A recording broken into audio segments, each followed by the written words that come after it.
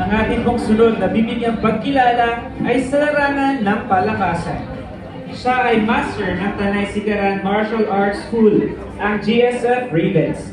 Malaki ang kanyang naiambag sa pagpapalaganap ng sigaran sa Pandaigdigang Antas at ginawaran ng Golden Gate Hall of Honors 2023 Outstanding Achievement in Martial Arts na ginanap sa San Francisco, California, USA.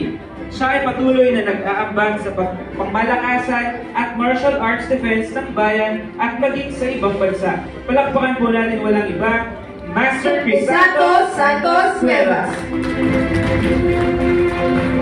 Para po tanggapin ang gawad ay ang kanyang pong kapatid.